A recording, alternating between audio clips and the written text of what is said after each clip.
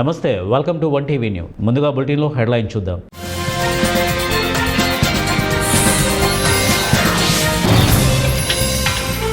ప్రతి ఏటా police recruitment, శాంతి భద్రతలకు విఘాతం కలిగిస్తే సహించం, హోంమంత్రి అనిత.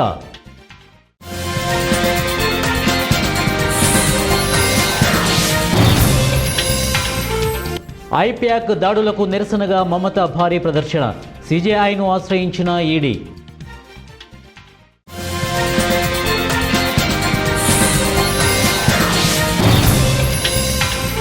ఇరవై 28 నుంచి బడ్జెట్ సమావేశాలు, ఫిబ్రవరి 1న బడ్జెట్ సమర్పణ.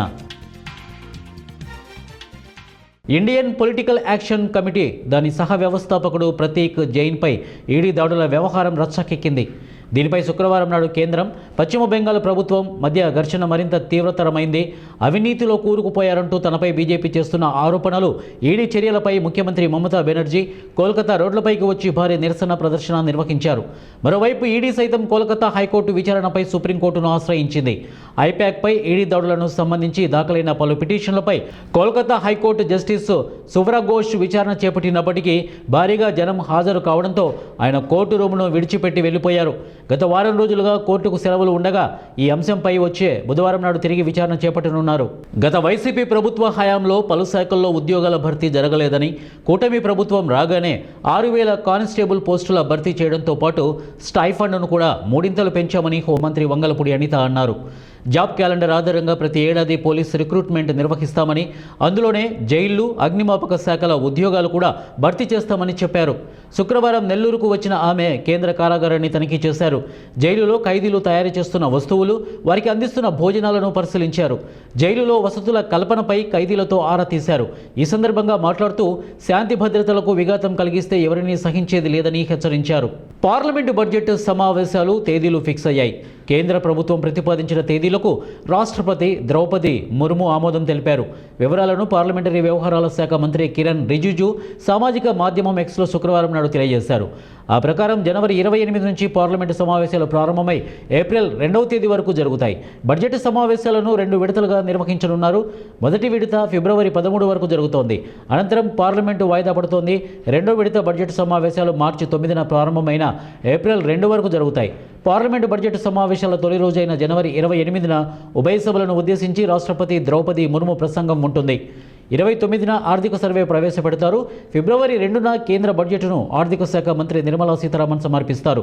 కాగా బడ్జెట్ సమావేశాలు ప్రారంభం కానున్న రీత్యా 13వ ఫ్రీ బడ్జెట్ సంప్రదింపులను నిర్మలా సీతారామన్ నిర్వహించినట్లు ఆర్థిక శాఖ ఒక ప్రకటనలో తెలిపింది. పశ్చిమ గోదావరి జిల్లా కాళ్ళ మండలం పెదమీరంలో ఉన్న అభ్యాస్ ద గ్లోబల్ పాఠశాల నందు సంక్రాంతి సంబరాలు ఘనంగా జరిగాయి. ఈ సంబరాలలో భోగి మంటలు, గంగిరెద్దులు, హరిదాసులతో రకరకాల వేషధారణలతో విద్యార్థులు ఆకట్టుకున్నారు. ఈ సందర్భంగా అభ్యాస్ యాజమాన్యం విద్యార్థులకు సంక్రాంతి విశిష్టత గురించి, హిందూ సాంప్రదాయం గురించి వివరించారు. తల్లిదండ్రులకు మరియు అభ్యాస్ స్కూల్ తరపున సంక్రాంతి శుభాకాంక్షలు తెలియజేస్తారు. ఈ కార్యక్రమంలో AO CH Ramesh, principal Satyanarayana, vice principal G Rajesh, ఉపాధ్యాయ సిబ్బంది తదితరులు పాల్గొన్నారు. పంటలు మరి అన్ని పండి ఇంటికి చేరిన తర్వాత అందరూ మరి రిలాక్స్ అవుతున్న సమయంలో మరి కుటుంబ కలయిక, ప్రేమ ఆప్యాయతలు పంచుకుంటకు ఈ పండుగను జరుపుకుంటారు. దీన్ని పెద్ద పండుగ అని అంటారు. దీన్ని తెలియజేస్తూ అభ్యాస్ స్కూల్లో ఘనంగా ఈరోజు మరి పండుగను జరుపుకున్నాం. ఈ పండుగ లో మరి తల్లిదండ్రులు, పిల్లలు పార్టిసిపేట్ చేస్తూ భోగి మంటలు, అలాగే భోగి పళ్ళు, అలాగే బొమ్మల కొలువ, అలాగే కైట్ ఫ్లయింగ్, అలా కల్చరల్ ఈవెంట్స్ అన్ని కూడా ఘనంగా జరిపించబడ్డవి. ఈ సందర్భంగా మరి ఒకసారి అభ్యాస్ స్కూల్ తరపున చైర్మన్ గారైన డాక్టర్ భరద్వాజ్ నాయుడు గారి తరపున మరి అందరికీ కూడా జగ్గంపేట సాహితీ విద్యా సంస్థ వ్యవస్థాపకులు వర్మ ఆధ్వర్యంలో సంక్రాంతి సంబరాలు ఘనంగా జరిగాయి. విద్యార్థులు సాంప్రదాయ వస్త్రధారణలో అలంకరించుకొని వేడుకలలో పాల్గొన్నారు.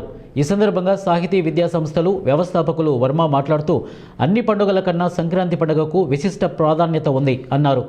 ఈ పండగ రైతులను ప్రకృతిని గౌరవించే పండగ అని, భూమాతకు కృతజ్ఞత తెలిపే పండగ అని, సూర్యునికి నమస్కరించుకునే పండగ అని వారు అన్నారు. సూర్యుడు ధనస్సు రాశి నుండి మకర రాశిలోనికి ప్రవేశించే కాలం కాబట్టి మకర సంక్రాంతి అని వివరించారు.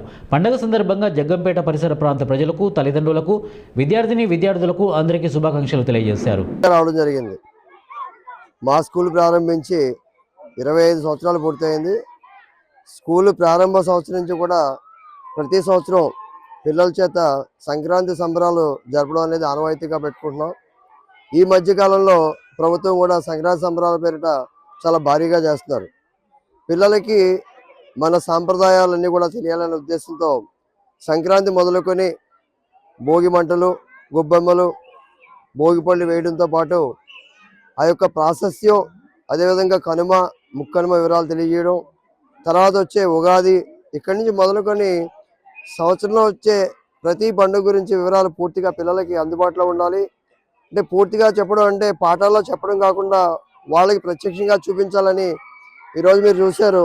భోగి మంటలు కానీ, గంగిరెద్దులు కానీ, హరిదాసులు కానీ ఇవన్నీ కూడా పిల్లలు మర్చిపోతున్నారు. ఈ మర్చిపోతున్న ప్రాచీన సంప్రదాయాలన్నీ కూడా ఒకసారి పిల్లలకి, తద్వారా సమాజానికి, తల్లిదండ్రులకి అందరికీ కూడా తెలియజెప్పాలనే ఉద్దేశంతో ఖర్చుకు వెనకాడకుండా అదే పిల్లలు కూడా సాంప్రదాయ వస్త్రాలతో రావడం చాలా సంతోషం. ఇది నిత్యం అన్ని పాఠశాలలో కూడా జరగాలని ప్రతి ఒక్కరు కూడా గమనించుకోవాలని, ఈ సాంప్రదాయాల్ని రూట్ లెవెల్లోకి, మూలాల్లోకి తీసుకెళ్లాలని. సంక్రాంతి పండుగను పురస్కరించుకొని కర్నూలు నగరపాలక సంస్థ ఆధ్వర్యంలో మున్సిపల్ సిబ్బందికి ఈ నెల 14న క్రీడా పోటీలు నిర్వహిస్తున్నట్లు కర్నూలు నగరపాలక సంస్థ కమిషనర్ పి. విశ్వనాథ్ వెల్లడించారు. ఆయన మీడియాతో మాట్లాడుతూ పని ఒత్తిడితో సతమతమవుతున్న సిబ్బందికి ఆట విడుపు కోసం పండుగ సందర్భంగా కర్నూలు నగరంలోని ఎగ్జిబిషన్ గ్రౌండ్స్లో క్రీడా పోటీలు నిర్వహిస్తున్నట్లు తెలిపారు.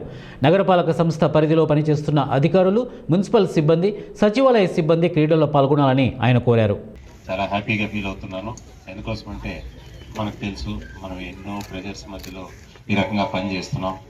ఈ పనిచేస్తున్నటువంటి దీంట్లో ఎంతో కొంత మనల్ని మనము లీడర్షిప్ క్వాలిటీస్ని ఎస్టాబ్లిష్ చేసుకోవడం, మనలో ఉన్న ప్రెజర్స్ పోవటం, మనం ఒక కలిసిమెలిసిన వాతావరణంలో మనం పనిచేసుకోవాలనే ఉద్దేశంతోనే దీన్ని మనం ఏర్పాటు చేయడం జరిగింది. ఇక మీదట ప్రతి సంవత్సరము ఇప్పుడు మీరు కోరుకున్నట్టు ప్రతి సంవత్సరము తప్పనిసరిగా దీన్ని ఏర్పాటు చేయడానికి ప్లాన్ చేస్తాం.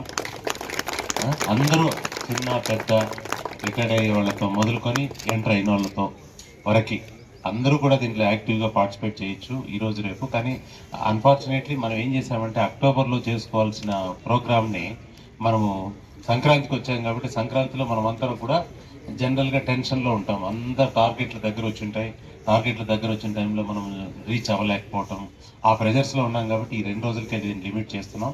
వీలైనంత వరకు ఇంకా చాలామంది చాలా యాక్టివిటీస్లో, ముఖ్యంగా మన హెడ్ ఆఫీస్ అంటున్నాం, మన మెయిన్ ఆఫీస్లో ఉన్నటువంటి స్టాఫ్ను అందరినీ మనం ఇన్వాల్వ్ చేయగలిగి వాళ్ళని మిమ్మల్ని కలిపి ఏ టీం, బి టీమో, లేదా మేయర్ టీము, కమిషనర్ టీమో, లేదు ఇంకొక టీం అనో ఏదో ఒకటి పెట్టి మిమ్మల్ని సగం చేస్తే చాలా బాగుండేది. ఎందుకోసమంటే ఇప్పుడు మీరే అంతా యంగ్స్టర్స్ అయిపోయారు. ఇలా కాకుండా మిమ్మల్ని సగం ఇటువైపు సగం అటువైపు వేసి బాగా చాలా గ్రాండ్గా చేద్దామని అనుకున్నాం. కానీ something is better than nothing, అంతే కదా. అసలు చేయకపోవడం కన్నా ఈ టైం తప్పితే మళ్ళీ ఇంకా తర్వాత మనం చేసే పరిస్థితి లేదు, ప్రెజర్ పడిపోతాం.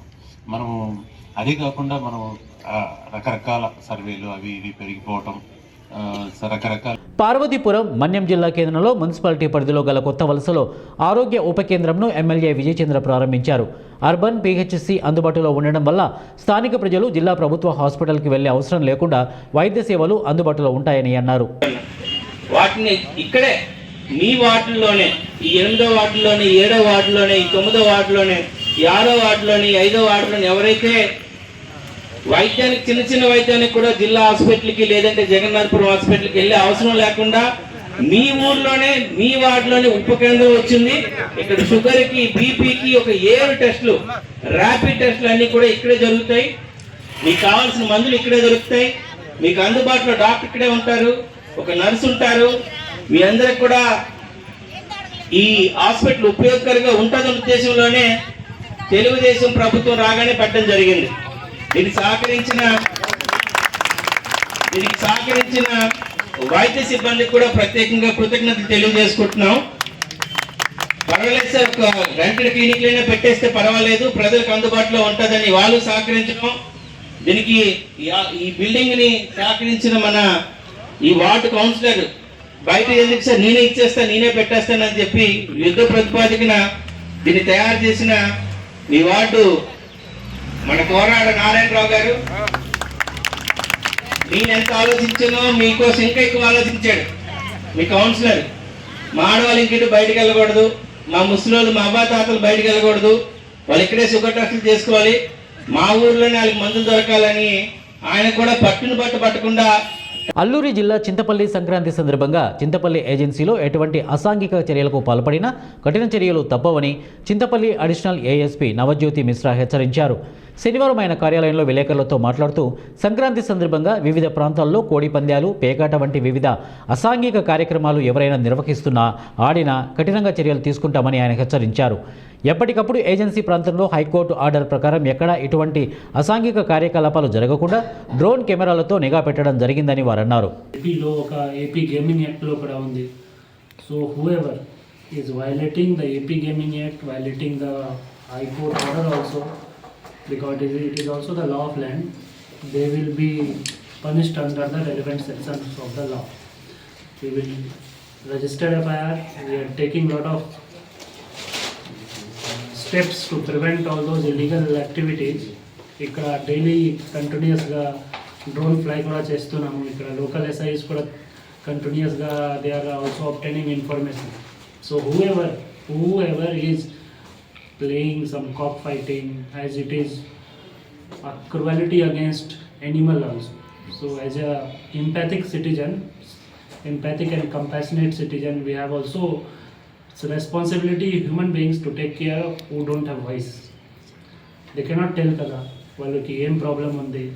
సో animals కొంచెం compassionate action తీసుకోవాలి. We have to be compassionate with the animals also. So moreover, it is crime against the prevention of cruelty against animal act also. AP Gaming Act లో కూడా ఉంది. IPC relevant ఇప్పుడు BNS sections we can also apply.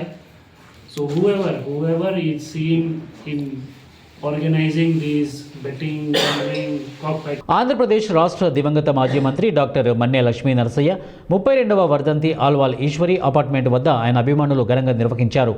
ఈ సందర్భంగా పూలమాలలు వేసి ఘనంగా నివాళులు అర్పించారు. ఈ సందర్భంగా వారు మాట్లాడుతూ డాక్టర్ మన్నే లక్ష్మీ నరసయ్య అప్పటి ఆంధ్రప్రదేశ్ ముఖ్యమంత్రి సంజీవ్ రెడ్డి హయాంలో మంత్రిగా పనిచేశారని, ప్రజలలో ఉంటూ ఎన్నో అభివృద్ధి కార్యక్రమాలు చేశారని, ప్రజల మనిషి అని కొనియాడారు.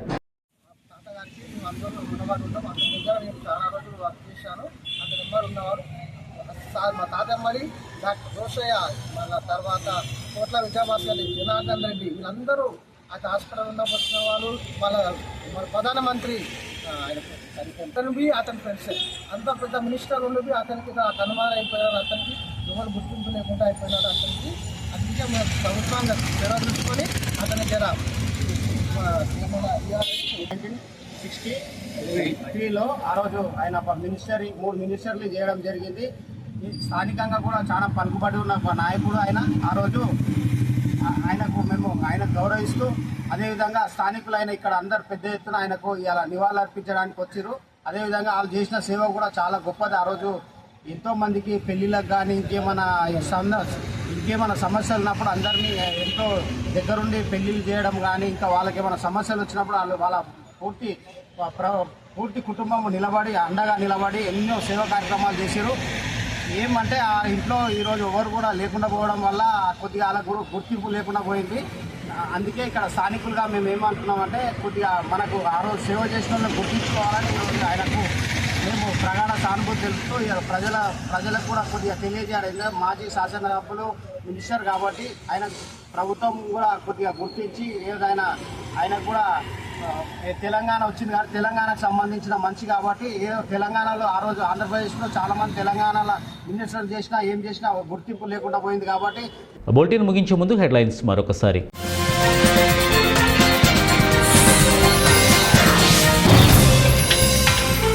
ప్రతి ఏటా పోలీస్ రిక్రూట్మెంట్, శాంతి భద్రతలకు విఘాతం కలిగిస్తే సహించం, హోంమంత్రి అనిత.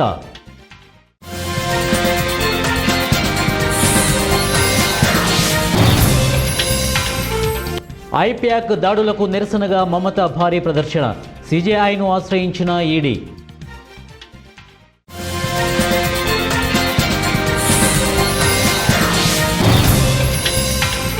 28 నుంచి బడ్జెట్ సమావేశాలు, ఫిబ్రవరి 1న బడ్జెట్ సమర్పణ. ఇవి బులెటిన్ అప్డేట్స్. నెక్స్ట్ బులెటిన్లో కలుద్దాం. అంటే దాన్ని కీప్ వాచింగ్ 1TV న్యూస్.